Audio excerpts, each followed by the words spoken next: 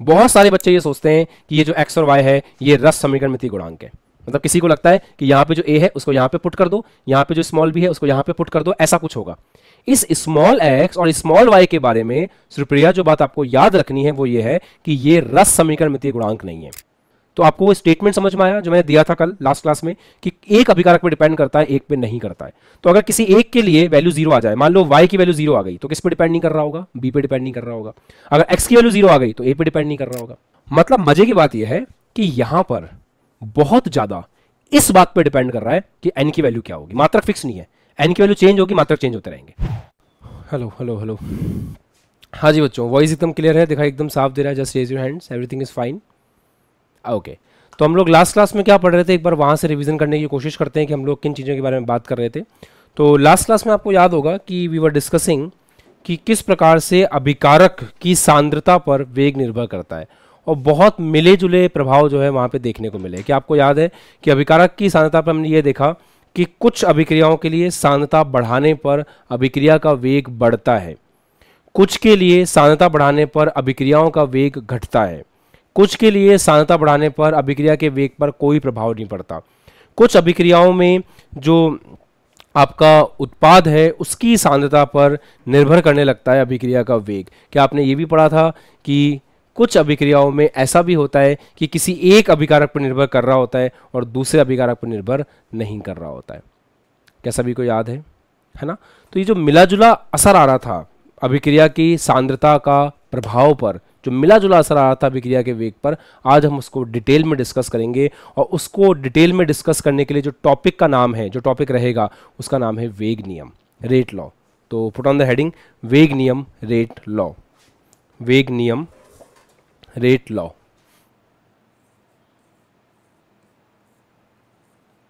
वेग नियम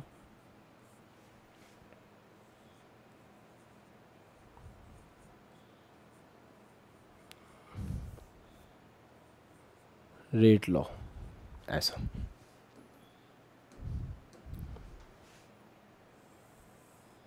चलिए देखते हैं। बहुत शानदार है ये, है ना? पर इसके अंदर क्या करना होगा, इसमें आपको उन सब सवालों का जवाब मिल जाएगा लोकेश, जो लास्ट टॉपिक में नहीं मिल रहा था कि एक पे डिपेंड कर रहा है दूसरे पे नहीं कर रहा, फलाना का जो भी था ना, सब इसमें क्लियर हो जाएगा। तो थोड़ा बहुत साथ साथ दिखते हुए चलते हैं। लिखो, माना एक अभिक्रिया, माना एक अभिक्रिया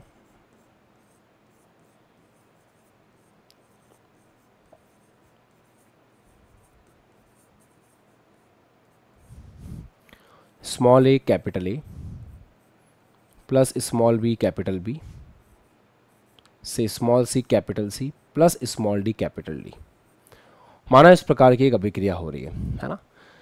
जब हम ऐसे कोई अभिक्रिया देखते हैं तो मैंने आपको लास्ट क्लास में बताया था कि इस प्रकार की अभिक्रिया में ये बैलेंस रिएक्शन है, और इसमें ये जो स्मॉल ए है, ये जो स्मॉल बी है, ये जो स्मॉल सी है, ये जो स्मॉल डी है, ये रस समीकरणमितीय गुणांक है ना?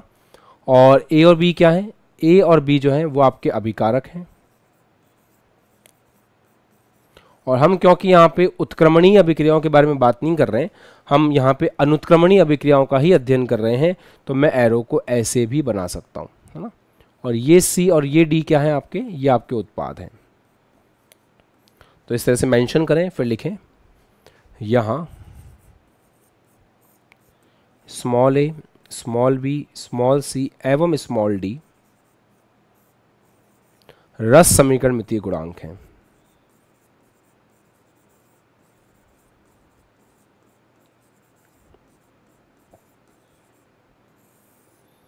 रस समीकरणमितीय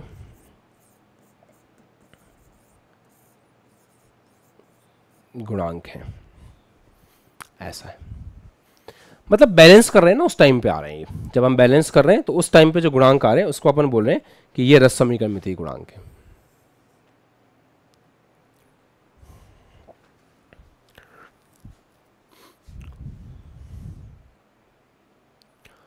ठीक है विष्णु, चलें आगे। अच्छा, अब हम वेग की बात करते हैं। अब थोड़ी देर के लिए लिखना बंद करेंगे, जितना लिख लिया ठीक है, देखेंगे वेग क्या चीज होती है। यहां पे ऐसा कहा जाता है कि जो वेग है वो समानुपाती है अभिकारक की सांद्रताओं के, यहां पे अभिकारक कौन कौन है, ए और बी है, तो अभिकारक की सांद्रताओं के समानुपाती है। और अभिकारक की सांद्रताओं के जब समानुपाती है, उन पर डिपेंड कर रहा है, तो किस तरह से डिपेंड कर रहा है सोमपाल, उसके लिए जो ए है उसकी पावर एक्स पे डिपेंड कर रहा है और जो बी है उसकी पावर वाई पे डिपेंड कर रहा है। अब सबसे मजे की बात यह है कि ये जो एक्स और वाई आपको दिखाई दे रहा है ना, यही इंटरेस्टिंग चीज है।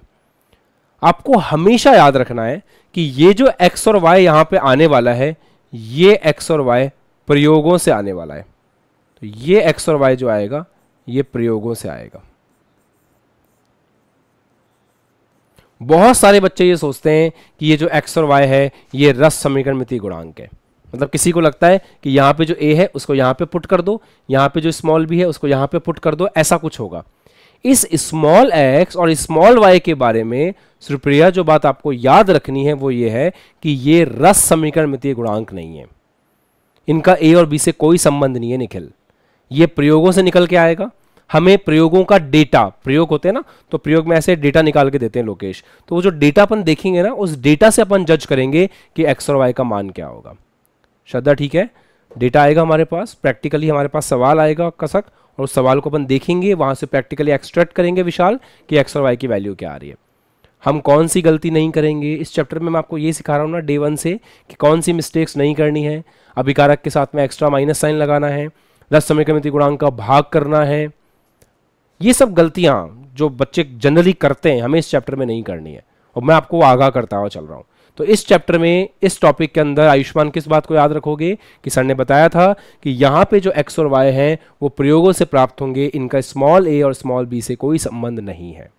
ठीक है, लिख लें इस बात को, लिखो यहां एक्स और वाई का निर्धारण, यहां एक्स तथा वाई का निर्धारण, यहां एक्स तथा वाई का निर्धारण प्रयोगों से होता है। एक्स तथा वाई का निर्धारण प्रयोगों से होता है। और ये चीज लिखना जरूरी है कि इसका ए और स्मॉल बी से, स्मॉल ए और स्मॉल बी से कोई संबंध नहीं है, है ना। इसका स्मॉल ए, इसका स्मॉल ए तथा स्मॉल बी से कोई संबंध नहीं है। अगर कभी ऐसा चांस हो भी जाए ना कि एक्स और ए बराबर आ जाएं, वाई और बी बराबर आ जाएं, तो इट्स फाइन, वो मतलब संयोग से हो रहा है, अभी ये कोई संबंध नहीं कहेंगे अपन, ए तथा बी से कोई संबंध नहीं है। अच्छा, ये तो सभी को पता है कि प्रोपोर्शनलिटी का साइन हटता है तो एक कांस्टेंट आता है। तो यहां पे प्रोपोर्शनलिटी दिख रहा है आपको कि वेग समानुपाती है, जैसे ही समानुपातिकता का चिन्ह हटेगा यहां पर भी एक कांस्टेंट आएगा, वो कांस्टेंट k है। अच्छा, अब हमारे सामने कंप्लीट इक्वेशन बन करके तैयार है कि वेग बराबर a की पावर x और b की पावर y। ध्यान से सुनना बेटा, ये जो इक्वेशन आप देख रहे हो, इसी इक्वेशन को हम लोग वेग नियम कहते हैं। यही चीज वेग नियम कहलाती है, इसी को हम इंग्लिश में रेट लॉ कहते हैं। दूसरी बात, ये जो k आप देख रहे हो ना, ये कांस्टेंट है, और क्योंकि ये वेग नियम का कांस्टेंट है ना, वेग नियम का कांस्टेंट है, जो वेग नियम है हमारा उसका कांस्टेंट है, इसलिए इसको वेग स्थिरांक कहते हैं, रेट कांस्टेंट कहते हैं। तो यहां पे जो k है ये है वेग स्थिरांक, मतलब इंग्लिश में इसको रेट कांस्टेंट कहते हैं। डन। अच्छा, एक चीज और है, आप अगर ऑब्जर्व कर पाओगे तो यहां पे जो वेग नियम है उसमें अभिकारक की एक घात तो है x, एक घात है y। तो अगर अपन x और y को आपस में जोड़ें तो इसको हम n बोलते हैं, और n को कहा जाता है अभिक्रिया की कोटि। ये छोटी छोटी बातें जो भी आप सीख रहे हो, n को अपन क्या बोलते हैं, अभिक्रिया की कोटि।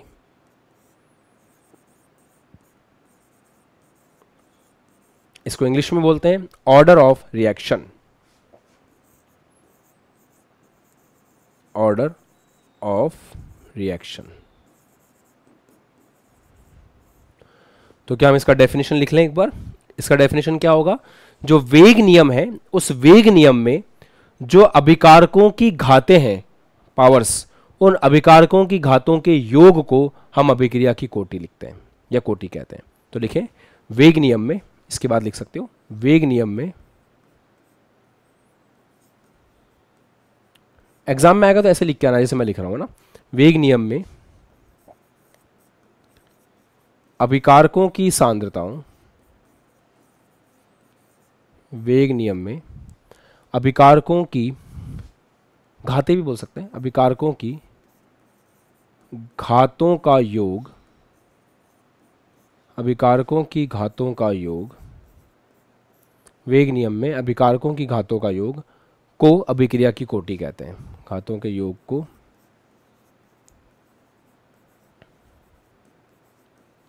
अभिक्रिया की कोटि कहते हैं, अभिक्रिया की कोटि कहते हैं, मतलब ऑर्डर ऑफ रिएक्शन कहते हैं। तो x plus n is equal to क्या हो गया?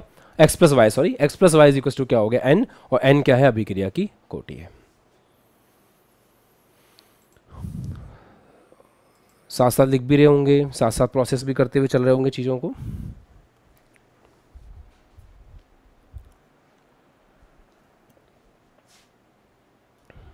अच्छा, अब देखिए, अगर अभिक्रिया की कोटि इसकी वैल्यू 0 आती है तो ऐसी अभिक्रिया को बोलते हैं शून्य कोटि अभिक्रिया। जिस ये जो n का मान है, अगर n का मान 0 आता है तो हम उस अभिक्रिया को कहते हैं शून्य कोटि अभिक्रिया।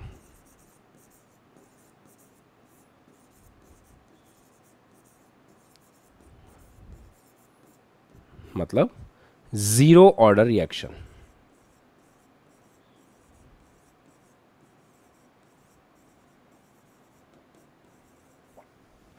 अगर n का मान 1 आता है तो हम इसे कहते हैं प्रथम कोटि अभिक्रिया।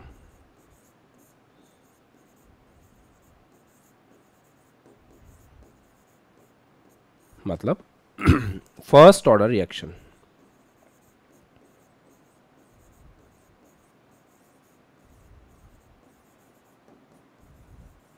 अगर अभिक्रिया की कोटि 2 आती है, मतलब n इज इक्वल टू 2 रहता है, तो हम इसको कहते हैं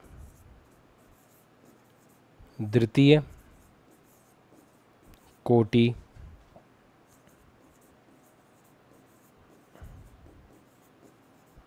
अभिक्रिया, मतलब सेकंड ऑर्डर रिएक्शन।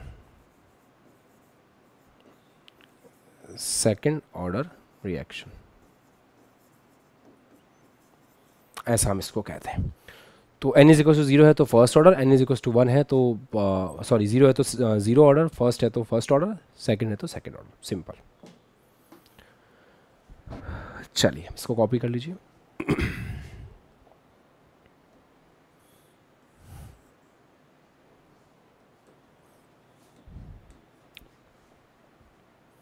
अच्छा, तो इस स्लाइड से हमें क्या क्या सीखने को मिला? इस स्लाइड से हमें ये सीखने को मिला कि जैसे कोई रिएक्शन दे रखा है, कोई भी रिएक्शन दे रखा है, तो रिएक्शन के लिए अपन वेग नियम कैसे लिखेंगे, है ना? तो वेग नियम लिखने का तरीका ये है कि जो भी अभिकारक दे रखे हैं उन अभिकारक की पावर एक्स वाई पे डिपेंड करेगा। 3 है तो एक्स वाई जेड पे डिपेंड कर लेगा, कोई दिक्कत नहीं है। तो अभिकारक की कुछ पावर पे डिपेंड करेगा। वो जो कुछ पावर है ना, उस कुछ पावर का हमें कोई आइडिया नहीं है। हम अभिक्रिया को देख करके विशाल ये नहीं बोल सकते कि इस अभिक्रिया में रस समीकरण मिति गुणांक 1 2 3 4 आ रहा है तो वो x और y भी 1 2 3 4 होंगे। हमें प्रैक्टिकली देखना पड़ेगा। प्रैक्टिकली हमारे पास कोई डेटा आएगा, प्रैक्टिकली हमारे पास कुछ वैल्यूज आएंगी, उस वैल्यूज से हम लोग एनालाइज करेंगे, अपने दिमाग चलाएंगे उस वैल्यूज के ऊपर, और फिर हम ये निकाल पाएंगे कि x और y का मान क्या आ रहा है। फिर हम उस x और y का मान यहाँ पे पुट करेंगे और उसके हिसाब से निकल के आएगा कि चीजें कैसे बैठ रही हैं। अब हम एक काम करते हैं आयुष्मान, थोड़ा सा गेम खेलते हैं। मान लो x की वैल्यू 0 आ जाती है प्रैक्टिकली, तो इसका मतलब क्या हुआ कि x की वैल्यू 0 आने का मतलब हुआ कि सांद्रता A जो है उसकी पावर 0 पे डिपेंड कर रहा है, मतलब डिपेंड ही नहीं कर रहा। तो आपको वो स्टेटमेंट समझ में आया जो मैंने दिया था कल लास्ट क्लास में कि एक अभिकारक पे डिपेंड करता है, एक पे नहीं करता है। तो अगर किसी एक के लिए वैल्यू 0 आ जाए, मान लो y की वैल्यू 0 आ गई, तो किस पे डिपेंड नहीं कर रहा होगा? b पे डिपेंड नहीं कर रहा होगा। अगर x की वैल्यू 0 आ गई तो a पे डिपेंड नहीं कर रहा होगा, निर्भर नहीं कर रहा होगा। समझ रहे हैं हम? समझ रहे हैं? तो ये तो वो एक लाइन हो गई। मान लो x और y दोनों की वैल्यू 0 आ जाए, देन दोनों पे डिपेंड नहीं कर रहा होगा, है ना। अगर मान लो x की वैल्यू -1 आ जाए, देन 1/x पे डिपेंड कर रहा होगा। 1/x का मतलब क्या हो गया? x बढ़ेगा तो वेग कम होगा। देखो ना, अगर यहाँ पे a की वैल्यू -1 हो गई तो 1/a पे डिपेंड कर रहा है, 1/a पे डिपेंड कर रहा है, तो a बढ़ेगा तो वेग कम होगा। तो वही वाला केस हो गया कि अभिकारक को बढ़ाने पर कभी कभी वेग घटता है। तो ये सारा का सारा खेल जो आ रहा है ये किस पे डिपेंड कर रहा है? अब x और y पे डिपेंड कर रहा है। जो x और y की वैल्यूज आएंगी उसके हिसाब से आपका वेग सांद्रताओं पर निर्भर करेगा। क्या हमारे माइंड ने इस बात को प्रोसेस कर लिया है? क्या अब हम तैयार हैं इस चीज़ को सीखने के लिए कि कैसे प्रैक्टिकली वैल्यूज आएंगी, कैसे हम पता लगाएंगे कि x और y की वैल्यूज क्या है? अब हम उस पर चल रहे हैं, है ना। उसके लिए थोड़ी मैथमेटिक्स आनी चाहिए। दो तरीके होंगे। पहला तो होगा ऐसा मेथड जो थोड़ा सा लेंदी होगा, मेथड नंबर 1। मेथड नंबर 1 में मैं कुछ नहीं करूँगा, फॉर्मूला बेस करूँगा चीज़ों को। तो जब मैं फॉर्मूलाज लगाऊंगा तो आपको बहुत अच्छा लगेगा, मज़ा आ जाएगा आपको एकदम, है ना। मेथड नंबर 2 होगा जिसमें आपको थोड़ा सा IQ को यूज़ करना पड़ेगा, इंटेलिजेंट क्वेश्चन को यूज़ करना पड़ेगा। और IQ को यूज़ करने के लिए थोड़ी आपकी हेल्प करते हैं, ध्यान से सुनना। जैसे मान लो कुछ चीज़ें देखते हैं अपन। y और x में कुछ संबंध है। क्या संबंध है मुझे नहीं पता, है ना। y और x में कुछ संबंध है, मुझे नहीं पता क्या संबंध है। मैं आपको कुछ डेटा दे रहा हूँ, आपको बताना है क्या क्या संबंध हो सकता है। पहला केस है x को डबल करने पर, x को डबल करने पर y डबल होता है।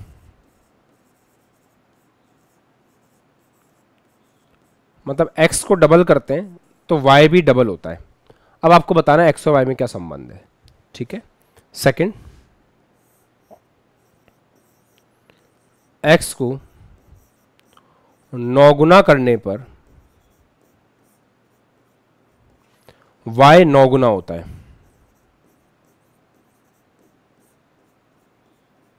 आपको बताना है x और y में क्या संबंध है। x को 2 गुना करने पर y 4 गुना होता है।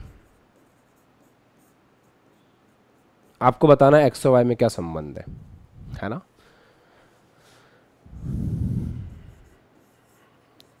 x को 3 गुना करने पर y 9 गुना होता है। आपको बताना है x और y में क्या संबंध है। चलो देखें।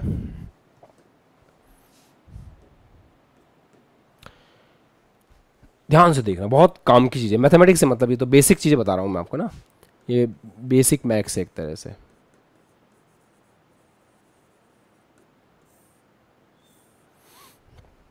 x को डबल करने पे y डबल हो रहा है। देखो y is equals to x की कुछ पावर, मान लेते n है। अब कहानी ऐसी है कि अगर अपन x को डबल कर रहे हैं, अगर हम x को डबल कर रहे हैं तो y भी डबल हो रहा है, ऐसा कुछ है।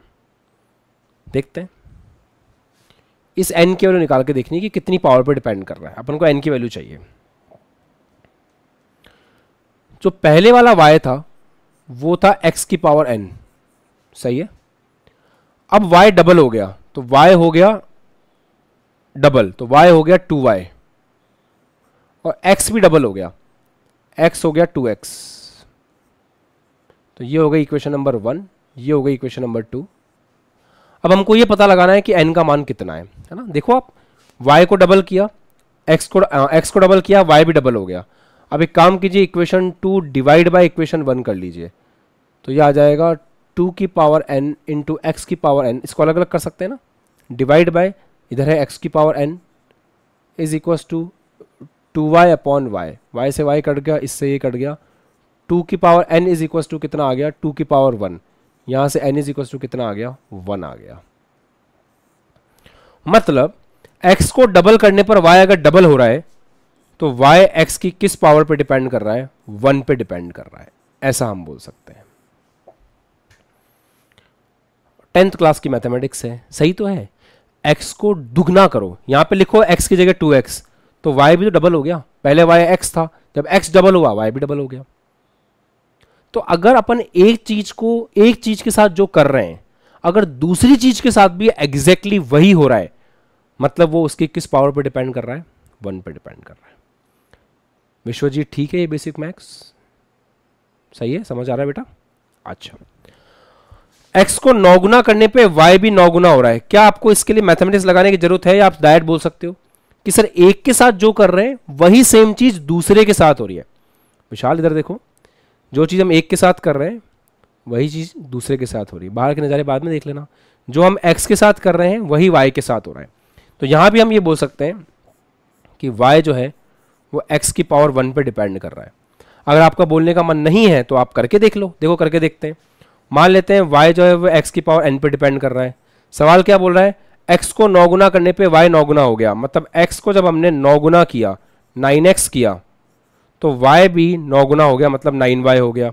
अब set equation number 1, set equation number 2, equation 2 divide by equation 1 कर लेंगे तो क्या आ जाएगा? दिस डिवाइड बाय दिस करोगे तो 9 की पावर n इंटू एक्स की पावर n अपॉन x की power n is equals to 9y upon y, y से y कट गया, इससे ये कट गया, 9 की power n is equals to 9 की पावर 1, तो यहां से n इज इक्वल्स टू कितना आ गया? 1 आ गया। मैथमेटिकली करना है मैथमेटिकली कर लो, लॉजिकली करना है लॉजिकली कर लो। लॉजिकली क्या है? जो x के साथ किया जा रहा है अगर वही सेम चीज y के साथ हो रही है, मतलब y और x दोनों एक दूसरे की पावर 1 पे डिपेंड कर रहे हैं। क्या हम इसको कैप्सूल बना के लिख लें ताकि हमारे काम आए? जो आप कैप्सूल बना के लिख लो इसको। आशीष का कैप्सूल बहुत काम आएगा आपके। लिखो, जो x के साथ हो रहा है, जो x के साथ हो रहा है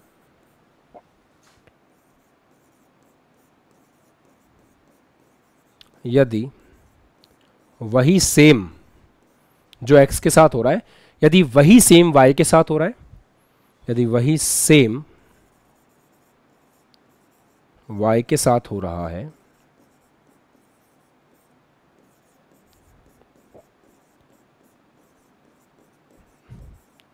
तो y x की पावर 1 पे डिपेंड कर रहा है ना, तो y x की पावर 1 पर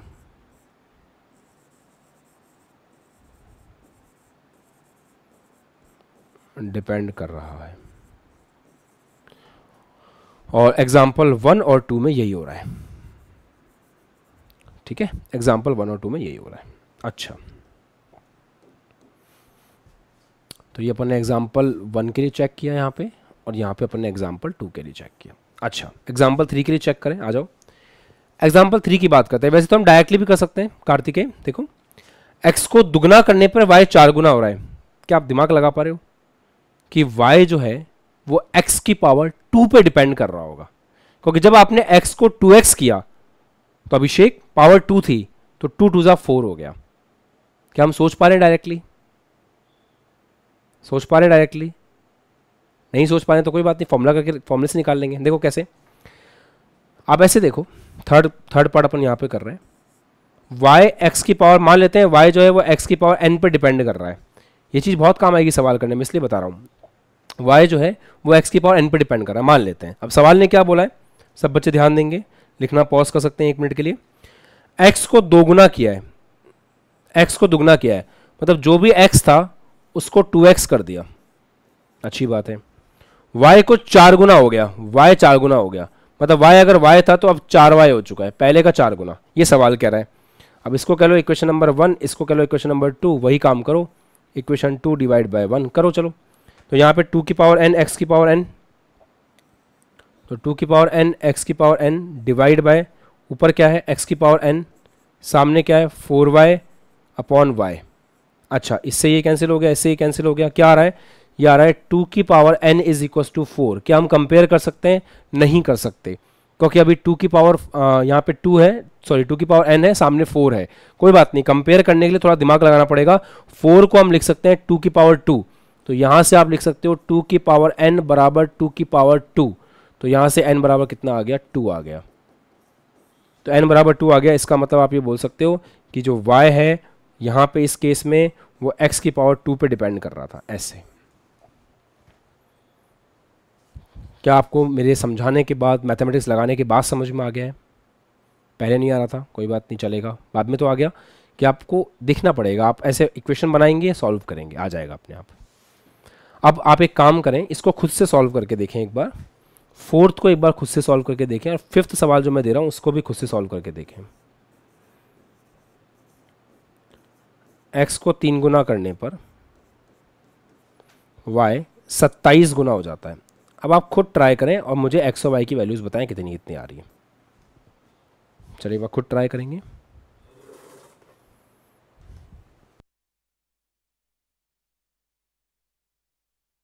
किया अभी तक, फर्स्ट सेकंड थर्ड एग्जांपल खुद से सॉल्व किया है, आप भी एक बार ट्राई करो, तीनों एग्जांपल्स खुद से सॉल्व करने की कोशिश करो।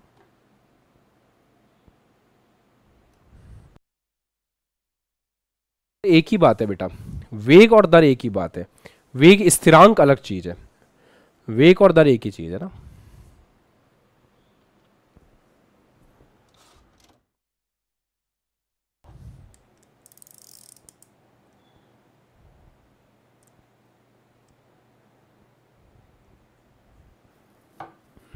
ठीक है बेटा। अगर किसी का answer n is equal to 2 आ रहा है for the case number 4, n is equal to 3 आ रहा है for the case number 5, then आपको टॉपिक आ चुका है, कॉन्ग्रेचुलेशंस। चलो चेक कर लेते हैं।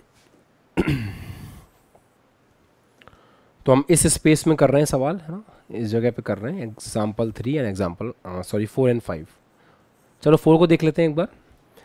x को 3 गुना करने पे y 9 गुना हो गया, मतलब y इज इक्वल टू, अगर मैं x की पावर n कंसिडर करूं तो x को 3 गुना किया मतलब 3x किया, तो y 9 गुना हो गया। तो set equation number 1, set equation number 2। अब आप इक्वेशन नंबर 2 डिवाइड बाय 1 करेंगे तो ये आ जाएगा 9 is equals to 9y, y से y कट जाएगा, इज इक्वल्स टू 3 की पावर n।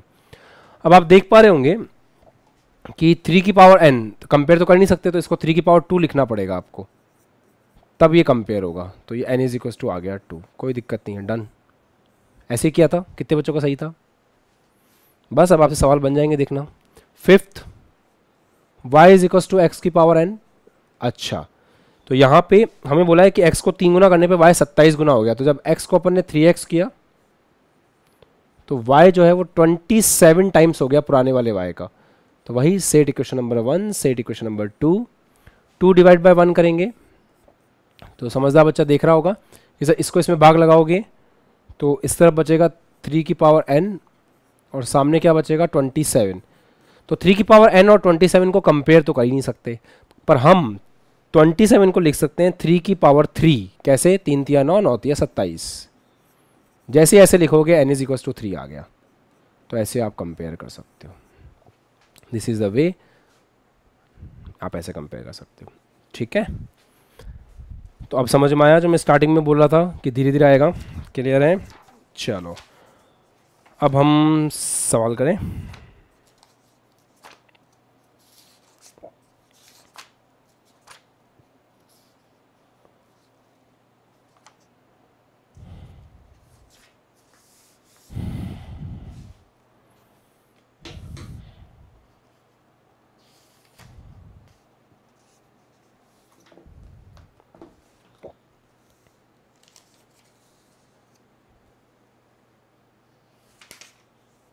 चलो एक सवाल मैं लिखवाता हूँ आपको, फिर हम जीएस का सवाल करेंगे, ठीक है। नोट करें सवाल।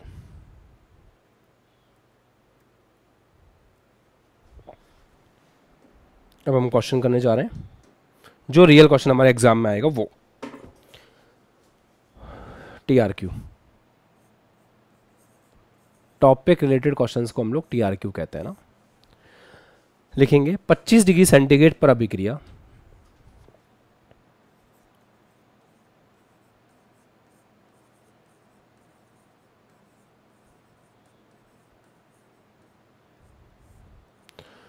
डिग्री सेंटीग्रेड पर अभिक्रिया NO प्लस हाफ Cl2 और इससे बन रहा है NOCl के निम्न आंकड़े दिए गए हैं।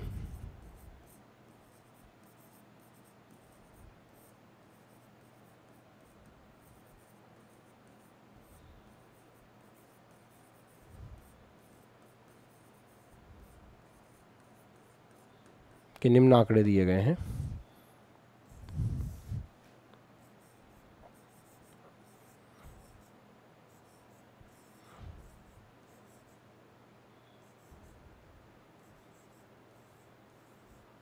NOCl ऐसे दिया है।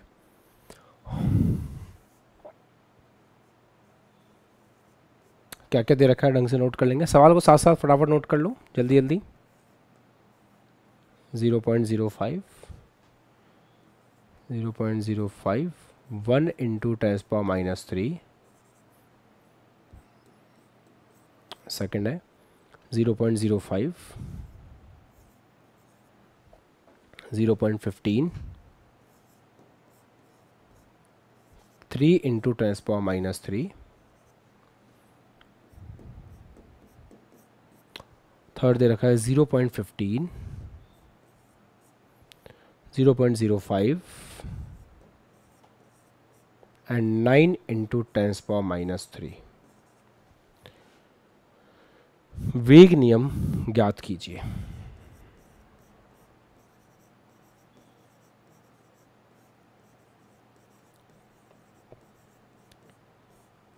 हमारे बोर्ड में सवाल आएगा तो ऐसे आएगा, है ना। ये बोर्ड का सवाल है, ऐसे सवाल आता है बोर्ड में।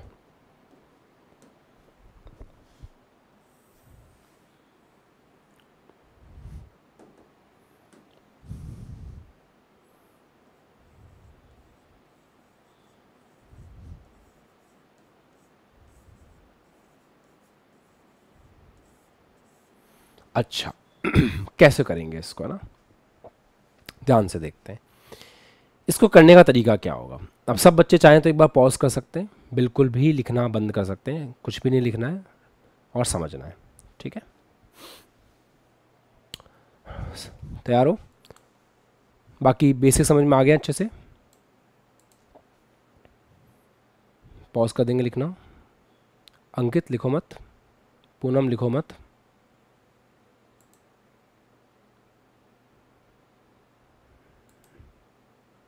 ठीक है, चलो लोकेश लिखो मत। देखो सबसे पहले अभिक्रिया दिख रही है आपको, ये रही अभिक्रिया। अगर अपन अभिक्रिया को देखें तो ऐसे दे रखी है अपन को NO plus half Cl2 NOCl। इसके लिए वेग नियम कैसे लिखा जाएगा? तो वेग या रेट, वेग रेट एक ही बात होती है। वेग बराबर K, अभिकारक कौन है? NO, और दूसरा अभिकारक कौन है? Cl2। कुछ कुछ याद आ रहा है आपको? जब रिएक्शन दे रखी होती है तो हम लोग वेग बराबर लिखते हैं K, पहले वाले अभिकारक की सांद्रता, दूसरे वाले अभिकारक की सांद्रता, उसकी कुछ पावर्स होती हैं, है ना। आरती लिखो मत। तो पावर्स किस तरह से आती हैं? क्या मैं यहां पे इसका रस समीकरण गुणांक 1 लिख दूं, और क्या मैं यहां पे इसका रस समीकरण गुणांक 1/2 लिख दूं? कितने बच्चे कहेंगे कि ऐसा कर दो सर? हाथ ऊपर करो।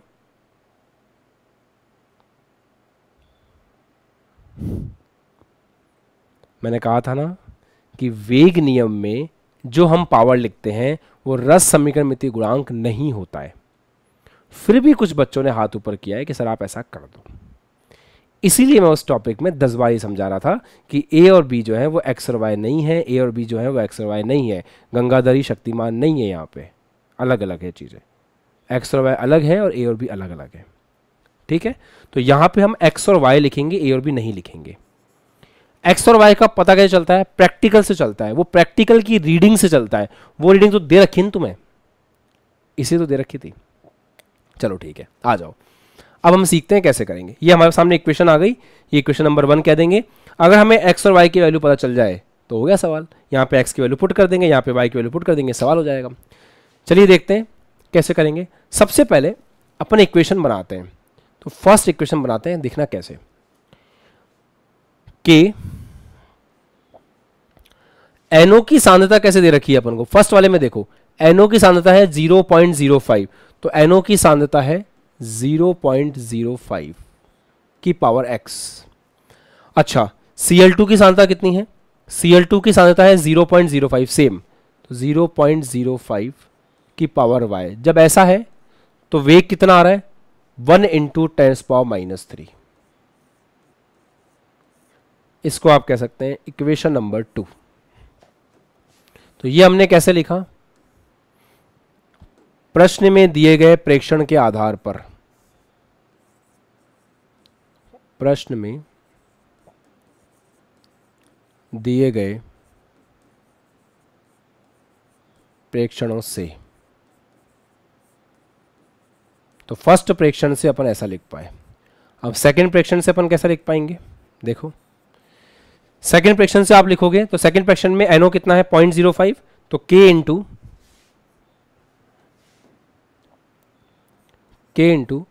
0.05 की पावर x। Cl2 कितना है 0.15, 0.15 की पावर y बराबर, जब ये वैल्यूज हैं तो वेग कितना आता है 3 इंटू 10⁻³। इसको अपन इक्वेशन नंबर 3 बोल सकते हैं। क्या हम प्रेक्षण के हिसाब से इक्वेशन लिख पा रहे हैं, लिख पा रहे हैं? और कुछ बच्चों को समझ में आना शुरू हो गया होगा, तो जैसे ही मैं पीछे मुड़ कर रहा हूँ तब आप लोग लिखना शुरू कर रहे हैं, अच्छी बात है ना, अच्छी बात है। जिसको समझ में आ रहा है वो लिख सकता है, कोई दिक्कत नहीं है। अच्छा K इंटू NO 0.15, पर मेरी 4 आँखें हैं, मतलब इधर भी आँख है, तो मैं दिख नहीं रही होगी बट है। तो अगर ऑफलाइन के अंदर 500 बच्चे भी सामने बैठे होंगे तो मुझे पता होगा कि मोहम्मद उजैद पीछे बैठ के क्या लिख रहा होगा। ठीक है, लिख सकते हो, ऐसी कोई दिक्कत नहीं। अब समझ में आया तो लिख सकते हो। अच्छा Cl2 के लिए 0.05, तो 0.05 की power y is equal to 9 into 10⁻³ इसको हम इक्वेशन नंबर 4 कह सकते हैं। अच्छा अब हम क्या करेंगे, अब इक्वेशन नंबर 2, 3 और 4 इनको आपस में अपन अरेंज करेंगे, डिवाइड लगाएंगे और x और y की वैल्यू निकालने की कोशिश करेंगे। यहाँ थोड़ी मैथमेटिक्स का रोल रहेगा, तो आप ध्यान से देखना। एक काम करें क्या, फर्स्ट ऑफ ऑल हम ऐसा करते हैं, देखो इक्वेशन नंबर 1 और इक्वेशन नंबर 2 अगर इनको डिवाइड करेंगे ना तो ये 0.05x 0.05x कट जाएगा, y की वैल्यू निकल के आ जाएगी। तो एक बार हम क्या करेंगे, इक्वेशन नंबर 1 और 2 के बारे में सोचेंगे, ताकि 2 और 3, इक्वेशन 2 और 3 के बारे में सोचेंगे ताकि x कट जाए y आ जाए। और एक बार हम क्या करेंगे, एक बार हम इक्वेशन नंबर 2 और इक्वेशन नंबर 4 के बारे में सोचेंगे। दिमाग लगाओ, इक्वेशन नंबर 2 और इक्वेशन नंबर 4 के बारे में सोचोगे तो y से y कट जाएगा, x की वैल्यू निकल करके आ जाएगी। ऐसे हमने दिमाग लगाया कि एक बार हम इन दोनों इक्वेशंस को डिवाइड करके देखते हैं, फिर एक बार हम इन दोनों इक्वेशंस को डिवाइड करके देखते हैं। चलो करते हैं। तो हम इक्वेशन नंबर 3 में डिवाइड कर रहे हैं 2 का। ऐसा क्यों कर रहे हैं, 3 डिवाइड बाय 1 ठीक लगेगा इसलिए कर रहे हैं। चलो देखते हैं करके। अगर इन दोनों इक्वेशंस को डिवाइड करें तो कैसा होगा, लेफ्ट हैंड साइड का लेफ्ट हैंड साइड में डिवाइड करेंगे तो ऊपर आ गया k 0.05 की पावर x 0.15 की पावर y डिवाइड बाय, यहाँ हम देख पा रहे हैं k 0.05 की पावर x और 0.05 की power y is equal to 3 into 10⁻³ divide by, यहाँ से आ रहा है 1 इंटू 10⁻³ ऐसे।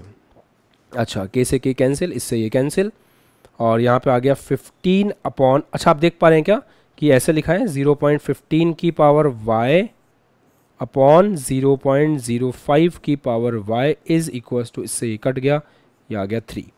अच्छा दोनों पॉइंट्स हट गए, 100 से 100 कट जाएगा, और आपको पता है दोनों की पावर सेम है तो अपन ऐसे कंप्लीट पावर y लिख सकते हैं। अब ऊपर बचेगा 15, नीचे बचेगा 5, दोनों के 0 कट गए, इज इक्वल टू 3, ये आ गया 5 3 15, तो यहाँ से आ गया 3 की power y is equal to 3 की पावर 1, तो y इज इक्वल टू कितना आ गया, 1 आ गया। तो ऐसे हम y इज इक्वल टू 1 निकाल सकते हैं, है ना, आसान है। अच्छा इधर देखो, अगर हम इक्वेशन 4 डिवाइड बाय इक्वेशन 2 करके देखें तो उससे कुछ और निकल के आएगा, देखते हैं। इधर ऐसे करते हैं तो क्या क्या आ रहा है देखो आप, के सॉरी के 0.15 की पावर x, 0.05 की पावर y डिवाइड बाय, यहाँ से देखें तो k 0.05 की पावर, एक मिनट, हाँ ठीक है x निकालना है ना, ठीक है, 0.05 की power y is equals to 9 into ten's power minus 3 upon 1 into ten's power minus 3। अच्छा व्हाट डू यू थिंक कैसे रहेगा?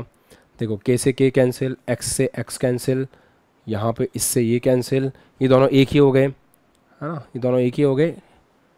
अच्छा सॉरी यार, अपन ने गलत चीज़ काट दी, k से k कैंसिल, इससे ये कैंसिल हो जाएगा और इससे ये कैंसिल हो जाएगा। अच्छा तो कितना आ रहा है, 15/5 की power x is equals to 9, सही है ना, पॉइंट हट जाएंगे तो ये आ गया 3 की power x is equals to 9। Compare नहीं कर सकते ना, पॉसिबल ही नहीं कंपेयर करना, 9 को लिखना पड़ेगा 3 की पावर 2, तो 9 को 3 की पावर 2 लिखेंगे तो 3 की power x is equals to 9 को लिखा 3 की पावर 2, यहाँ से आ गया x इज इक्वस टू 2। बताइए आपके पास x भी आ गया, y भी आ गया। अब समीकरण 1 से वेग नियम क्या आ जाएगा?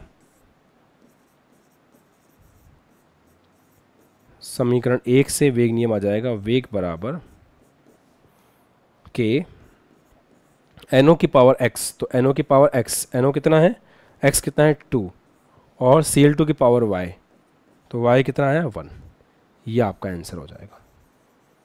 ऐसे एग्जाम में करके आना है, एक भी नंबर अगर काट लेना टीचर तो फिर वो टीचर नहीं, ठीक है, कोई नहीं काटेगा आपके नंबर, एक भी नंबर आपका नहीं कटेगा। चलो आप कॉपी कर लो आराम से।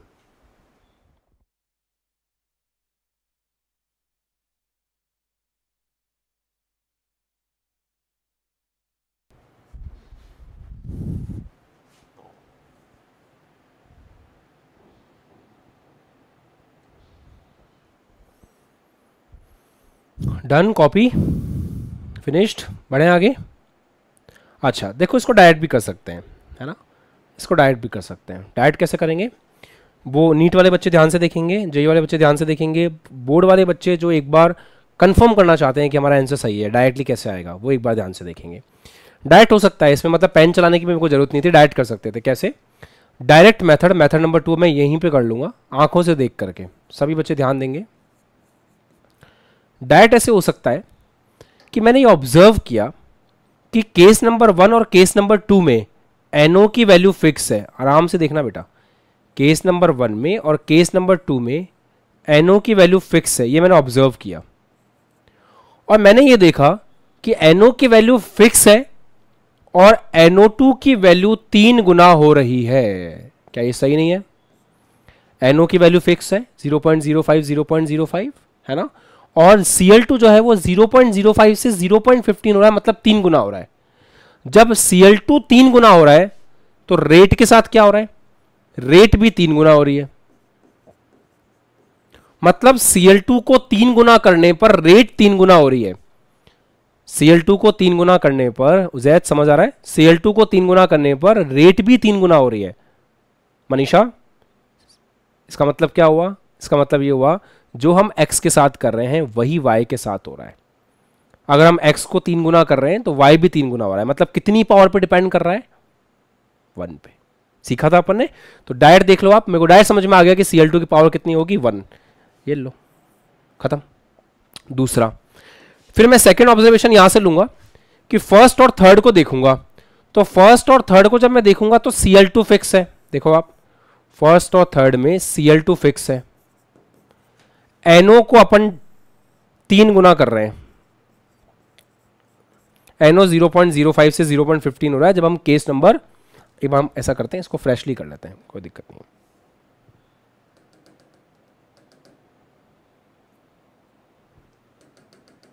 फ्रेशली कर लेते हैं, कोई इशू नहीं है।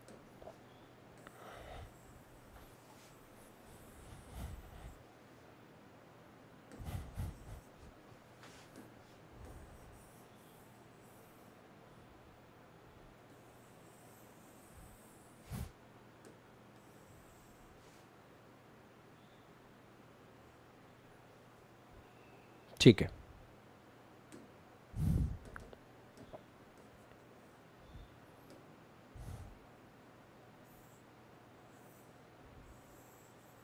अच्छा, हाँ देखो,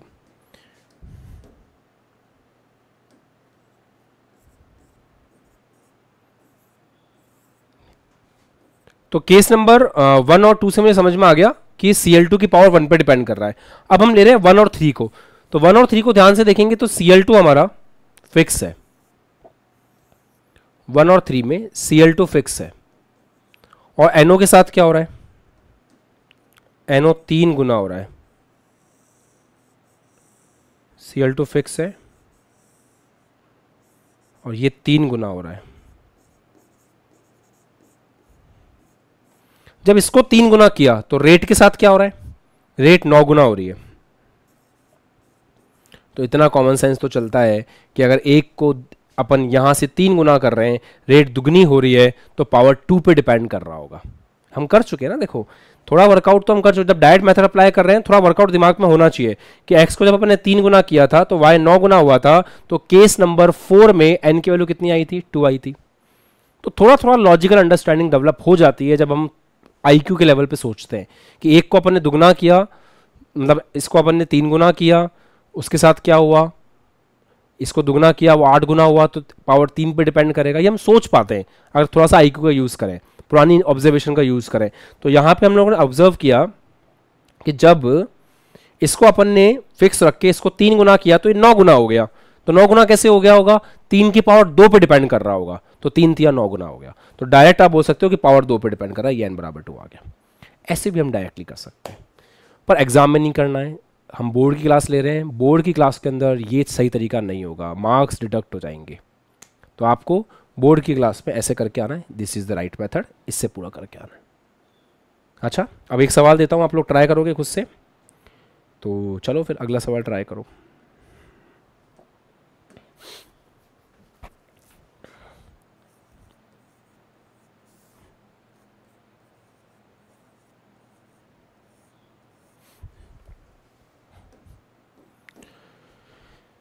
लिखें सवाल।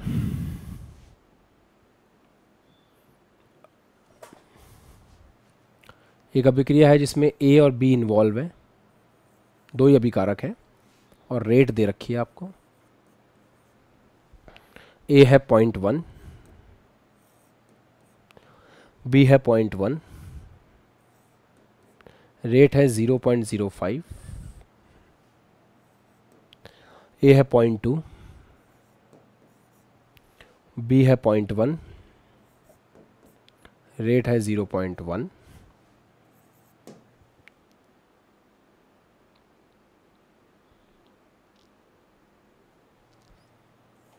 पॉइंट 1, 0.2, 0.05। वेग नियम लिखना है।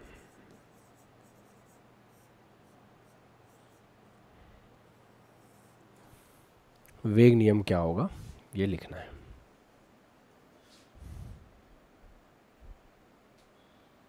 अभिषेक, हो रहा है सवाल? ठीक है।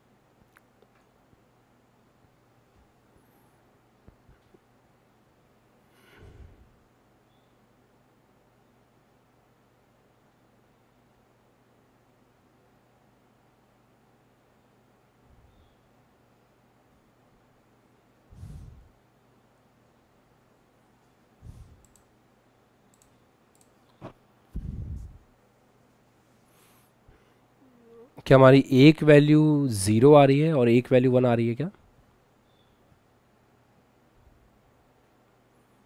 यहाँ उम्मीद केवल कैलकुलेशन मिस्टेक की है साक्षी, और कुछ नहीं है, केवल कैलकुलेशन मिस्टेक, और कुछ नहीं हुआ होगा।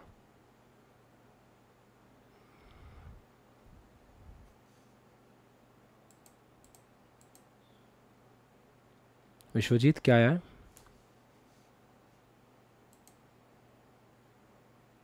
एक में 0 है सर, एक में 1 है। सही है।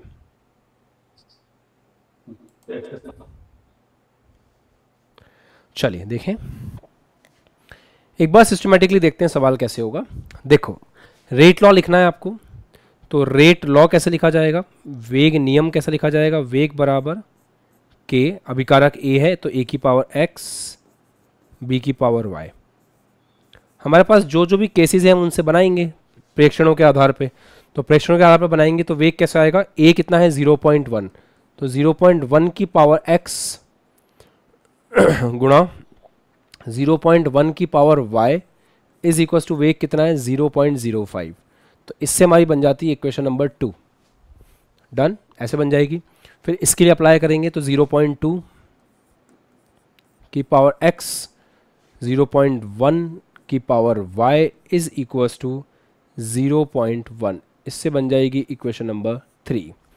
उसके बाद 0.1 की पावर x 0.2 की power y is equal to 0.05, इससे बन जाएगी इक्वेशन नंबर 4। बस अब हमें इन इक्वेशंस के साथ में खेलना है। तो एक काम करते हैं अपन, फर्स्ट ऑफ ऑल इन दोनों को डिवाइड करेंगे तो हमारे पास x आ जाएगा, y कैंसिल हो रहा है, इसको डिवाइड करेंगे तो x कैंसिल हो रहा है, y आ जाएगा। तो इक्वेशन 4 डिवाइड बाय 1 कर लेते हैं पहले, तो 0.1 की पावर x 0.2 की पावर y डिवाइड बाय 0.1 की पावर x 0.1 की power y is equals to 0.05 divide by 0.05। अच्छा, तो इससे ये कैंसिल, इससे ये कैंसिल, यहाँ पे आ गया 2 की पावर y। देखो ना कैसे हो रहा है, समझ रहे हैं, 0.2 अपॉन 0.1, पॉइंट हट जाएगा, 2 की power y is equals to 1। अब यहाँ अटक गए होंगे कई बच्चे, 1 कब आता है, अब 2 की पावर y को आप 1 से कंपेयर नहीं कर सकते, पर ऐसे देखो ना कि 1 कब आएगा, जैसे मैं यहाँ पे 2 की पावर y लिख रहा हूँ तो मैं यहाँ पे 2 की पावर 0 लिख सकता हूँ, किसी की भी पावर 0 1 होती है, हेलो, किसी की भी पावर 0 1 होती है ना, तो ऐसे आप कंपेयर करना था। यहाँ पे थोड़ा बेसिक मैथमेटिक्स अप्लाई करो बेटा। तो यहाँ से y इज इक्वल टू कितना आ गया, 0 आ गया। पता है आपको, इसको फिजिकल केमिस्ट्री बोलते हैं, केमिकल काइनेटिक्स को, यहाँ मैथ्स की जरूरत पड़ती ही पड़ती है, कितना ही कर लो, आगे और पड़ेगी नेक्स्ट क्लास से। अच्छा इक्वेशन 3 डिवाइड बाय 1 करके देख लेते हैं, मतलब 2 करके देख लेते हैं। तो 0.2 इंटू एक्स डिवाइड बाय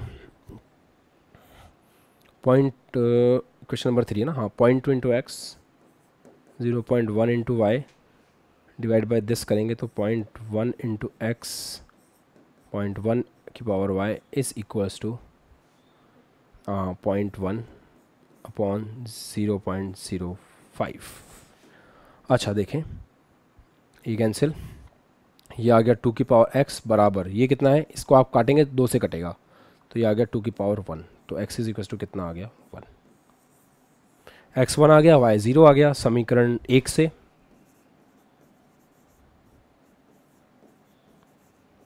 कैसा रहेगा इक्वेशन, चेक करें। वेग बराबर आ जाएगा के ए की पावर x मतलब a की पावर 1 b की पावर 0। तो वेग देखो अब आ गया ना, किसी एक पे डिपेंड कर रहा है दूसरे पे नहीं कर रहा है, ये वाला लॉजिक आ गया यहाँ पे। तो वेग इज इक्वल टू आपका आ गया के ए, ऐसे, गॉट इट। तो ऐसे आपको सवाल करना था। क्या मैं इस सवाल को डायरेक्ट कर सकता हूँ, आंसर इज यस। तो मेथड नंबर 2 देख लो, डायरेक्ट कैसे कर सकते हैं। डायरेक्ट भी हो सकता है, कोई बड़ी बात नहीं है डायरेक्ट कर सकते हैं। साफ साफ दिख रहा है, यहां से साफ साफ दिख रहा है कि अपन फर्स्ट और थर्ड को देखते हैं, फर्स्ट और थर्ड को।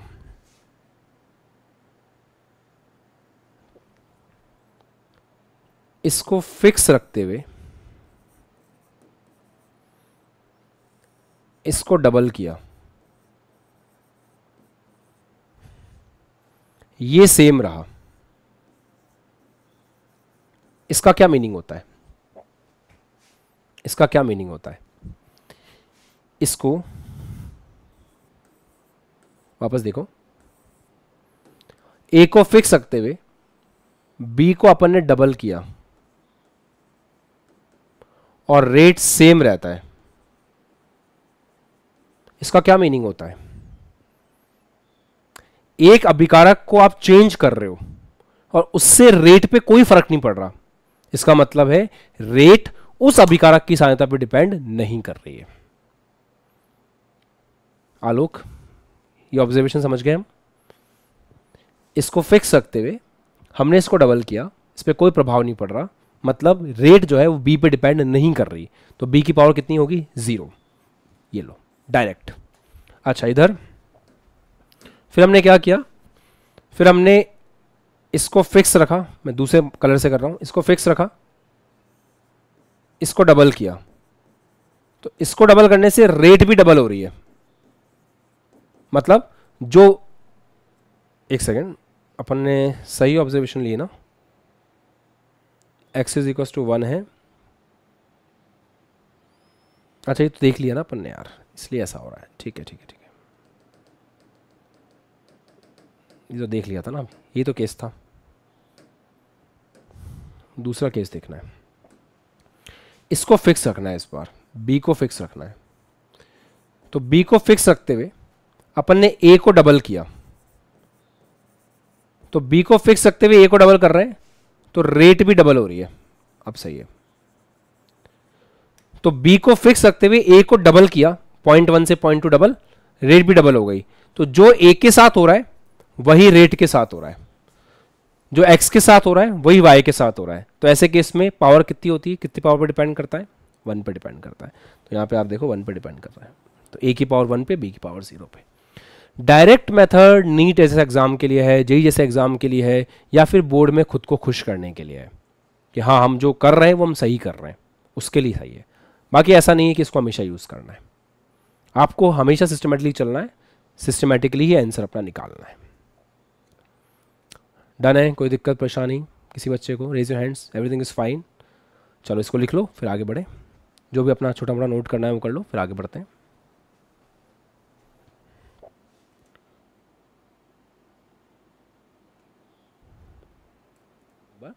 देखो, क्या आपने वेग को लिखना सीखा स्टार्टिंग में कि वेग इज इक्वल्स टू, अभी ठीक है आवाज, वॉइस ठीक है अभी? Raise your hands. ओके, देखो रिवाइज कर लेते हैं एक बार। वेग इज इक्वल्स टू माइनस का delta R upon delta T, that is equals to delta P upon delta T. ये आपने फर्स्ट लेक्चर के फर्स्ट क्लास में सीखा कि हम कैसे लिखते हैं। फिर आया कि वेग को अगर अपन लिखें तो ताक्षणिक वेग को हम लोग कैसे लिख पाते हैं? ताक्षणिक वेग को लिखने का तरीका होता है माइनस का D R by D T minus और प्लस का D P upon D T, ये हमने सीखा। फिर आज अपन ने वेग नियम से क्या लिखना सीखा कि वेग नियम से हमने ये सीखा कि वेग को हम लिख सकते हैं के, ए की पावर एक्स, बी की पावर वाई।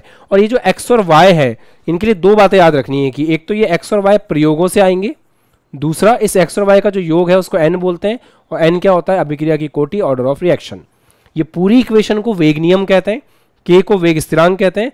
और अगर अपन रिएक्शन को ऐसे लिख रहे हो कि आर से पी हो रहा है, तो जितने भी आपके अभिकारक हैं उनकी जितनी भी पावर्स हैं उन सबके योग को अपन क्या बोलते हैं? एन बोलते हैं ना। उनका जितना भी योग है उस पूरे योग को अपन एन बोलते हैं। तो अगर अभिकारक को अपन ऐसे लिखें आर से पी, तो आर की पावर एन बोल सकते हैं यहां पे ऐसे। तो इस तरीके से भी वेग को लिखा जा सकता है। डन, चलिए फाइन। तो आई होप इट्स क्लियर, यहां तक समझ में आया है। अब हम वेग स्थिरांक का मात्रक लिखने के ऊपर बात करेंगे। तो हेडिंग लगाएं वेग स्थिरांक का मात्रक। वेग स्थिरांक का मात्रक देखेंगे ना, वेग स्थिरांक मतलब के का मात्रक देखेंगे। तो वेग स्थिरांक का मात्रक, यूनिट ऑफ रेट कांस्टेंट इसको कहेंगे। तो लिखें यूनिट ऑफ रेट कांस्टेंट, बहुत आसान टॉपिक है।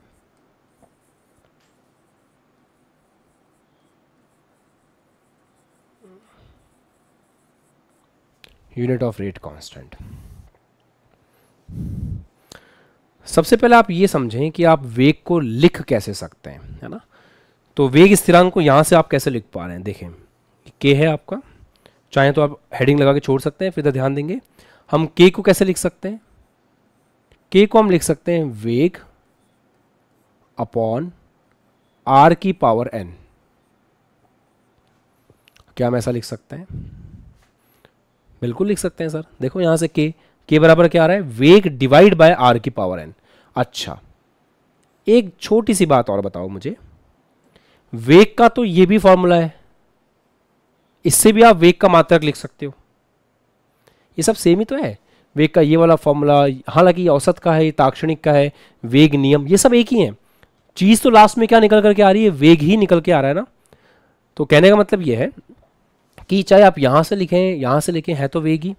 अब अगर मैं इस वेग का मात्रक ऐसे लिखूं, इस वेग का मात्रक लिखूं इस फॉर्मूले से, तो क्या आएगा, ऊपर है सांद्रता नीचे है समय, ऊपर है सांद्रता नीचे है समय। तो वेग के लिए मैं क्या लिख सकता हूं, सांद्रता बटा समय, ऐसे सांद्रता बटा समय चलेगा। वेग का मात्रक यहां से क्या लिख सकते हैं, सांद्रता बटा समय।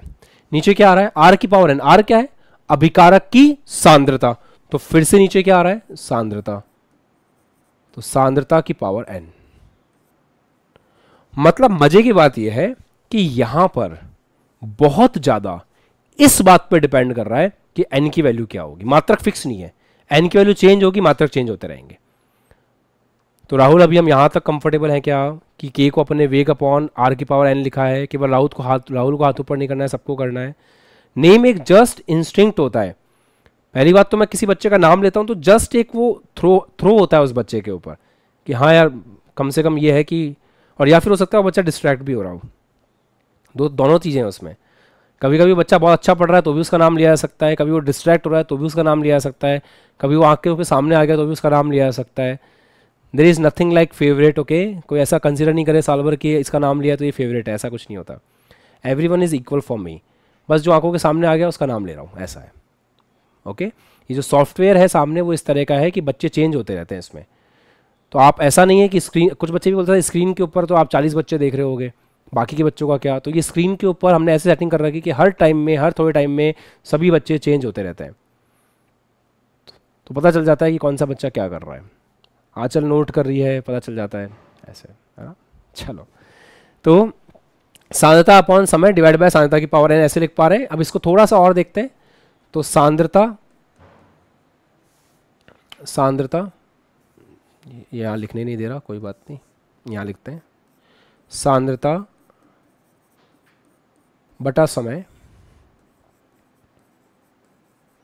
इनटू सांद्रता की पावर एन, ऐसे लिख सकते हैं। यहां पर है सांद्रता की पावर 1, नीचे है सांद्रता की पावर एन। आपको पता है अगर अपन सांद्रता की पावर एन को ऊपर लेके जाएं तो ये क्या हो जाएगा, फिर स्थिति ऐसी हो जाएगी कि ऊपर है सांद्रता की पावर एन, सांद्रता की पावर 1, सांद्रता की पावर एन ऊपर जाएगा तो क्या हो जाएगा, सांद्रता की पावर माइनस एन अपॉन समय। छोटी मोटी बेसिक मैथमेटिक्स लगती है इसमें, साइड में बता देता हूँ फिर भी एक बार। जैसे 1 अपॉन ए की पावर एन है तो ऊपर जाके वो ए की पावर माइनस एन हो जाता है, ऐसे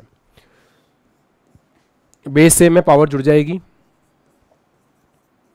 तो सांद्रता की पावर आ जाएगी 1 माइनस एन अपॉन समय।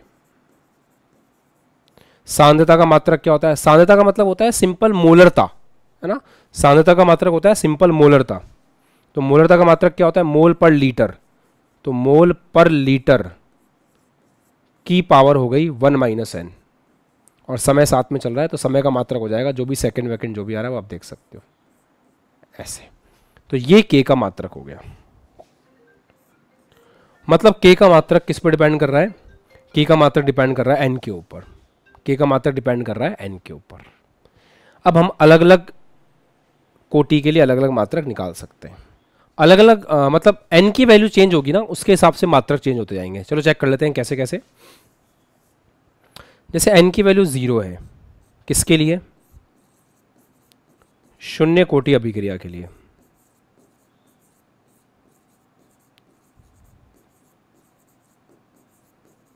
तो शून्य कोटि अभिक्रिया के लिए n की वैल्यू 0 है, तो फिर k कैसे देखेंगे?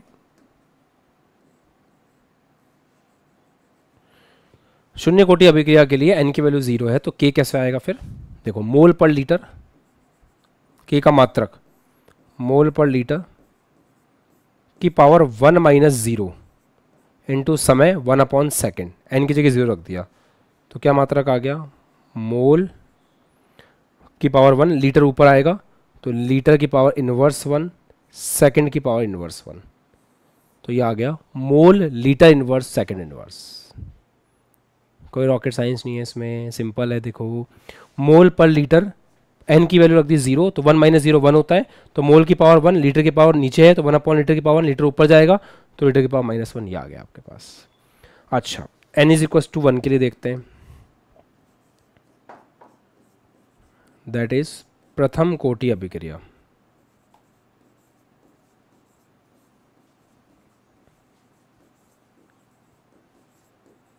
तो प्रथम कोटि अभिक्रिया के लिए चेक कर रहे हैं, प्रथम कोटि अभिक्रिया के लिए k कैसे रहेगा? देखें, मोल पर लीटर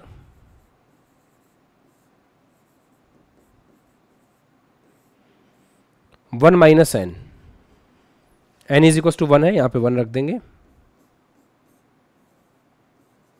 आपको पता है 1 माइनस 1 0 होता है, अगर 1 माइनस 1 0 है तो किसी की भी पावर 0 1 ही होती है, हट जाएगा पूरा, केवल आ जाएगा 1/सेकेंड। तो द्वितीय कोटि अभिक्रिया के लिए जो मात्रक होता है k का, वो सेकंड इनवर्स होता है। तो अलग अलग के लिए अलग अलग आ रहा है, ये हमें ध्यान रखना पड़ेगा ना। अच्छा, n इज इक्वल टू 2 के लिए देखें,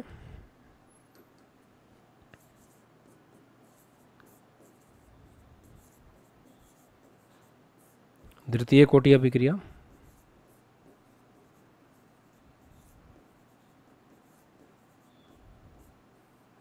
तो यहां से एनालाइज करें तो k का मान कितना आ रहा है, एक बार चेक कर लेते हैं। k का मात्रक कितना आ रहा है, मान नहीं, तो मोल पर लीटर की power 1 minus n, 1 minus n मतलब 1 माइनस 2, मतलब मोल पर लीटर की पावर -1। अच्छा, लफड़ा हो गया ये, तो -1 है, तो पावर -1 है तो घुमा दो, 1 हट जाएगा। जैसे मोल पर लीटर की पावर -1 है, इसको उल्टा कर दो तो वो -1 हट के सिंपल हो जाएगा। तो इसको ऐसे लिख दो, लीटर अपॉन मोल इंटू 1/सेकेंड। समझ गए क्या इस बात को? मोल पर लीटर की पावर -1 है ना, तो उसको रिवर्स कर दो, -1 हट जाएगा, तो ये हो गया लीटर अपॉन मोल। तो क्या किया, मोल आ गया। अब यहां से देखो, मोल ऊपर आएगा तो क्या हो जाएगा, मोल इनवर्स, लीटर अपनी जगह पे ही है, सेकंड इनवर्स, ये मात्रक हो गया सेकंड ऑर्डर के लिए। अगर ऐसे समझने में दिक्कत हो रही है, एक तरीका और है आपके लिए, यहां से देख लो, सांद्रता की पावर 1 माइनस n, इससे कर लेते हैं, एक और मेथड भी है इसका। सांद्रता की पावर 1 माइनस n रखेंगे तो क्या आ जाएगा, सांद्रता की पावर 1 माइनस n मतलब 1 माइनस 2 अपॉन समय, तो ऊपर आ गया सांद्रता की पावर -1, तो सांद्रता की पावर -1 अपॉन समय, सांद्रता की पावर -1 है, -1 को नीचे लेके जाओगे तो 1 हो जाएगा, तो ये हो जाएगा 1 अपॉन सांद्रता इंटू समय। अब आप क्या कर सकते हैं, सांद्रता को आप लिख सकते हैं मोल पर लीटर, तो 1 upon mole per litre into समय सेकंड। अभी लीटर ऊपर जाएगा तो लीटर हो जाएगा इनवर्स 1, सॉरी लीटर ऊपर जाएगा, लीटर हो जाएगा नॉर्मल, मोल ऊपर जाएगा, मोल इनवर्स 1 हो जाएगा, और सेकंड ऊपर जाएगा, सेकंड इनवर्स हो जाएगा, जैसे आप चाहें। ठीक है, कंफर्टेबल? अक्षांश ठीक है? माधवी को डाउट है या समझ आ गया है? सिद्धांत कुछ पूछना है? पूछना है कुछ? एक सेकंड। हाँ बेटा। हेलो सर, मुझे थोड़ा अलग डाउट है। हाँ बोलो। मुझे सेंटीमीटर को एंगस्ट्रॉम में बदलना नहीं आ रहा। 1 angstrom is equal to 10⁻⁻10 metre. ठीक है, 1 metre is equal to 10⁻10 angstrom. अब जैसे आपके पास सेंटीमीटर है, मान लो आपके पास 100 सेंटीमीटर है, जैसे मान लो आपके पास 200 सेंटीमीटर है, तो फर्स्ट ऑफ ऑल सेंटीमीटर को मीटर में कन्वर्ट करेंगे। तो सेंटीमीटर को मीटर में कैसे कन्वर्ट करेंगे? 100 का भाग लगा के, है ना। तो 100 का भाग लगा करेंगे तो ये आ गया 2 मीटर। अब 1 मीटर में 10 की घात 10 एंगस्ट्रॉम है, तो 2 मीटर में कितने हुए?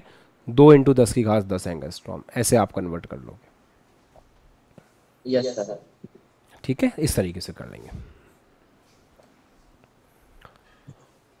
बाकी इस टॉपिक सबको क्लियर हो गया? टॉपिक में डाउट नहीं किसी को भी?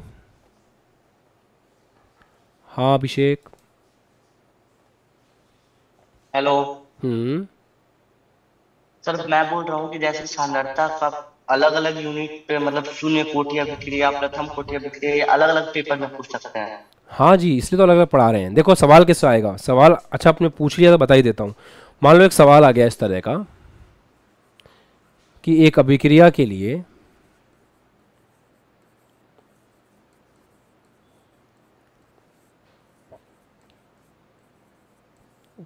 के 2 × 10⁻³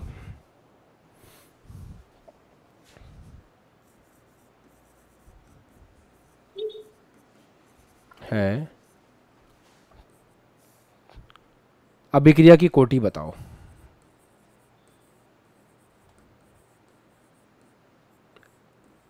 ऐसा सवाल आ सकता है।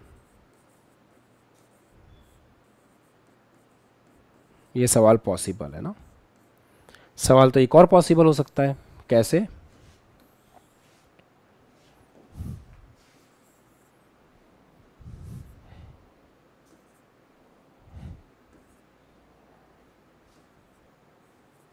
अच्छा, ये सवाल आ गया मान लो, है ना। तो हमने सवाल देखा, सवाल देख के हमको वेग स्थिरांक दे रखा है, वैल्यू से हमें कोई मतलब नहीं, मात्रक को हम देखेंगे। Mole inverse litre second inverse, mole inverse litre second inverse, ये शून्य द्वितीय कोटि का मात्रक होता है। तो हम समझ जाएंगे कि यहाँ पे जो k है इसके हिसाब से अभिक्रिया की कोटि कौन सी आ रही है? सेकंड आ रही है, मतलब ये अभिक्रिया द्वितीय कोटि की अभिक्रिया है। ऐसे हमको सवाल मिलेगा। वैल्यू कितनी होगी सवाल की? 1 मार्क का सवाल होगा। अच्छा, इधर एक अभिक्रिया कोटि के लिए k का मान दे रखा है, हम मात्रक पे फोकस करेंगे। कितना है मात्रक? Second inverse. सेकंड इनवर्स मात्रक किसके लिए होता है? प्रथम कोटि के लिए होता है। तो इसका मतलब इस अभिक्रिया की कोटि क्या है? प्रथम कोटि। ये देखो आप, प्रथम कोटि। ऐसे तो सवाल कैसे आएगा समझ में आ गया? ऐसे एग्जाम में सवाल पूछ सकते हैं। ठीक है, चलिए तो एक बार फटाफट से क्विक रिवीजन करते हैं कि आज की क्लास में हमने क्या क्या पढ़ा। सबसे पहले हमने ये सीखा कि लास्ट क्लास में जो हम बातें कर रहे थे हवा में, कि कभी कभी अभिकारक को बदलने पे वेग अलग तरीके से बदलता है, कभी बढ़ता है कभी घटता है ना। कभी एक पे डिपेंड करता है अंकित, दूसरे पे डिपेंड नहीं करता है ना। जैद क्या होता है पता है ना? कभी एक पे डिपेंड करेगा दूसरे पे नहीं करेगा। श्लोक कैसे रहता है कि यहाँ पे उस चीज़ को समझने के लिए हमने वेग नियम को स्टडी किया। वेग नियम में कैसा है ना कि वेग नियम में जो वेग है वो अभिकारक की सांद्रता की कुछ पावर पे डिपेंड करता है। वो पावर के बारे में प्रिंस सबसे इंपॉर्टेंट बात हमने ये सीखी कि हमें ये नहीं मान के चलना है कि वो जो पावर है वो रस समीकरण मिति गुणांक होती है। वो पावर x और y होता है। 100% प्रयोगों से आता है, 100% ऑब्जर्वेशन से आएगा, 100% जो वो अपन को लिख के देगा सवाल में वैल्यूज, उससे हम कैलकुलेट करेंगे, जैसा हमने आज की क्लास में आगे कैलकुलेट किया। अभी x और y को लिखा, वेग कांस्टेंट को लिखा, ऐसे करके पूरा वेग नियम तैयार हुआ। x और y का जो सम है वो n कहलाता है, n को अभिक्रिया की कोटि कहते हैं। n 0 है तो शून्य कोटि अभिक्रिया, n 1 है तो प्रथम कोटि, 2 है तो द्वितीय कोटि। फिर हमने ये सीखा कि कैसे प्रैक्टिकल वैल्यूज को देख करके हम ये आइडिया लगा सकते हैं कि किसी एक अभिकारक पे जो वेग है वो कैसे निर्भर कर रहा है। इसका फंडामेंटल बेसिस ये था कि आपको रेट इक्वेशंस बनानी है, इक्वेशन बना के दिमाग चलाना है कि जहां जहां सेम आ रहा है उनको डिवाइड कर दो ताकि दूसरे की वैल्यू निकल सके, फिर जहां दूसरा वाला सेम आ रहा है उनको डिवाइड कर दो ताकि पहले वाले की वैल्यू निकल सके। थोड़ा इसके लिए मैथमेटिक्स की आवश्यकता होती है जिसको हम लोगों ने काफ़ी अच्छे से डील किया, है ना। फिर हमने ये देखा कि एग्जाम्पल्स अलग अलग किए, एग्जाम्पल अलग करके हमको थोड़ा सा एक्सपीरियंस बिल्ड हुआ। लास्ट एग्जाम्पल फिर आपने खुद ही कर लिया था। एक डायरेक्ट मेथड भी हमने सोचा। डायरेक्ट मेथड के लिए कॉन्सेप्ट ये है कि अगर एक्स में जो चेंज कर रहे हैं वाई में भी वही चेंज हो रहा है श्लोक, तो एक्स और वाई एक दूसरे की पावर 1 पे डिपेंड कर रहे हैं, है ना अभिषेक। और अगर ऐसा हो रहा है कि एक्स को अपन डबल कर रहे हैं, वाई 4 टाइम्स हो रहा है, मतलब पावर 2 पे डिपेंड कर रहा है। ऐसे हम धीरे धीरे सोच सकते हैं। जैसे फॉर एग्जाम्पल अगर अपन एक्स को दुगना करें और वाई 8 गुना हो जाए तो पावर 3 पे डिपेंड करेगा। 2 दूनी 4, 4 दूनी 8। ऐसे आप घर पे बैठ के सोचते रहना। जैसे अपन एक को दुगना करें, दूसरा 16 गुना हो जाए तो कितनी पावर पे डिपेंड करेगा। ऐसे खुद को एक्सरसाइज देंगे विश्वजीत, है ना, खुद को एक्सरसाइज देके चेक करेंगे कि हम बैलेंस कर पा रहे हैं क्या, वो डायरेक्ट मेथड के लिए। अदरवाइज तो आप ऐसे भी कर सकते हो। फिर हमने ये देखा कि समरी में हम लोगों ने जितने भी पॉइंट्स डिस्कस किए थे उनको एक बार लिस्ट कर लिया। फिर वेग स्थिरांक के बारे में बात की। वेग स्थिरांक का सिंपल फंडा है, यहाँ से वेग स्थिरांक का फॉर्मूला आया वेग अपॉन सांद्रता की पावर n, तो मात्रक हो गया सांद्रता अपॉन समय। वेग का मात्रक ये कैसे लिखा, वेग का इस वाले फॉर्मूले से, सांद्रता अपॉन समय से, ठीक है। फिर अरेंज किया, अरेंज करके फॉर्मूला बन गया। इस फॉर्मूले में बस n की वैल्यू पुट करनी है, अलग अलग सांद्रताएं आएंगी। इसका मतलब सवाल हमसे ऐसे पूछ सकता है, अभिषेक ने बोला भी था सवाल कैसे आएगा, तो हमने ये डिस्कस किया कि अगर अपन को k का मान देकर के वो अभिक्रिया की कोटि पूछता है तो हमको यूनिट्स देख करके उसको जवाब देना पड़ेगा। ऐसे एग्जाम में सवाल पूछ सकते हैं। अब कल से हम लोग समाकलित वेग समीकरण को डिस्कस करेंगे। आई होप फोर्स वाले बच्चों की पहली लंबी क्लास उनको पसंद आई होगी। हमारा फ्लो जो है वो वही रहेगा, हमारा फ्लो चेंज नहीं होगा, बस हम ड्यूरेशन को थोड़ा सा बढ़ा रहे हैं। क्लास को एंगेजिंग रखने के लिए अपनी नींद पूरी लीजिए, खाना अच्छे से खाइए, है ना, और धीरे धीरे हैबिट डेवलप होगी, एकदम नहीं होगी। तो टाइम देना है, आज बैठ के अच्छे से रिवाइज करना है, एक बार चीज़ों को वापस से देखना है। कैप्सूल बुक के अंदर और भी सवाल हैं, आप कैप्सूल बुक के सवाल ट्राई कर सकते हो, ठीक है, पेज नंबर 3.13 पे। और हम यहाँ से कल समाकलित वेग समीकरण से पढ़ना शुरू करेंगे, ठीक है। चलो बच्चों, बाय बाय, टेक केयर।